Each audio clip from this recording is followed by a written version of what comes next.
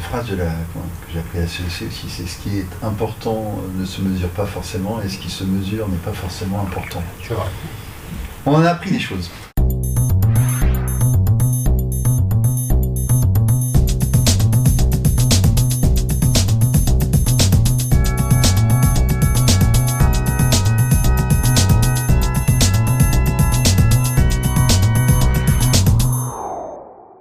On a depuis quelques années choisi de rentrer en transition et d'intégrer dans nos modèles d'affaires à la fois la partie bilan carbone, la partie impact sur la biodiversité et économie des ressources. Et on trouve au sein de la CEC des exemples très inspirants qui nous a montré que cette transition c'était aussi un parcours de réussite. C'est pas un truc de bobo un peu déconnecté de la réalité, non. Moi j'ai vraiment aimé le côté sincère à la CEC. Quand on a racheté les menuiseries rennaises, on faisait que du neuf. Moi c'était pas dans mon ADN à titre personnel de plutôt continuer à faire du neuf. Et c'était pas dans l'ADN du groupe Acorus puisque nous on fait que de la réno. Donc on a racheté cette entreprise dans l'idée justement de la faire bouger. Et en fait, une fois que j'ai fait la CEC, je me dis mais en fait si j'arrête moi le neuf, la nature n'aimant pas le vide, il y a d'autres entreprises qui vont prendre une partie de ma place, ce qui est normal. Sauf qu'eux, ils en auront peut-être rien à faire de toutes ces questions environnementales. Donc je me dis, en fait, moi, ça fera du bien, entre guillemets, à mon ego, à mon ego au fait que je fasse du bien pour la planète en faisant plutôt de la réno que du neuf.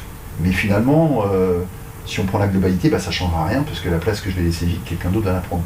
Donc en fait, on s'est plutôt dit, non, en fait, il faut qu'on reste en place, mais il faut qu'on essaye de participer à changer les pratiques. Et toi, c'est quoi peut-être le plus gros bouleversement que ça ait créé chez toi ? Nous, il y a une transition lourde aussi qui s'opère avec l'engagement de passer à 50% de notre activité en réhabilitation.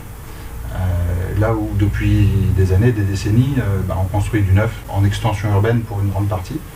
Et ça, on s'est rendu compte très vite que c'était pas soutenable. Et donc, on a choisi de progresser étape par étape vers davantage de réhabilitation. Voilà, donc ça, c'est vraiment une transformation lourde. Alors, il y a déjà un renoncement qui est le renoncement, entre guillemets, volumique, qui est de dire faut qu'on grossisse, faut qu'on grossisse, faut qu'on grossisse. Si on grossit très bien, si on se développe très bien, mais il faut que ce soit dans une logique respectueuse. Ouais, tu vois, moi j'ai renoncé à aller chercher de nouveaux clients dans le neuf que je ne sens pas sincèrement, et j'insiste sur le mot sincèrement, engagés sur les questions environnementales. Ça c'est quelque chose que j'aurais pas fait il y a encore quelques temps. Ce qu'on n'aurait pas fait sans la CEC, je crois, c'est d'être beaucoup plus serein sur la gestion d'une tension très forte qui existe entre la viabilité à court terme, le modèle d'affaires d'aujourd'hui, et le modèle d'affaires qu'on souhaite pour dans 10, 20, 30 ans. Et dans le cadre de la CEC, prendre du recul par rapport à ça, se rendre compte qu'effectivement c'est une tension assez logique, qu'on peut l'aborder sereinement sans être dans la culpabilité de devoir travailler sur l'horizon immédiat, mais sans renoncer à travailler sur l'horizon lointain. On a quand même été éduqué pour la compétition, et là d'un seul coup il faut que tu coopères avec tes compétiteurs.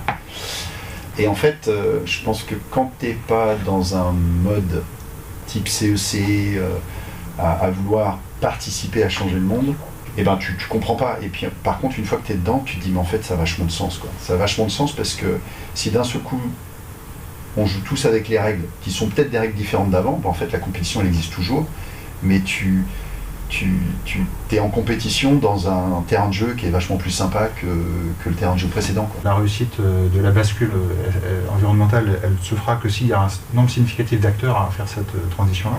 Et je pense qu'à l'issue de cet échange-là, on est les uns les autres un peu meilleurs. Et ceux qui ont choisi de ne pas être dans l'échange vont peut-être eux rester un peu à la traîne.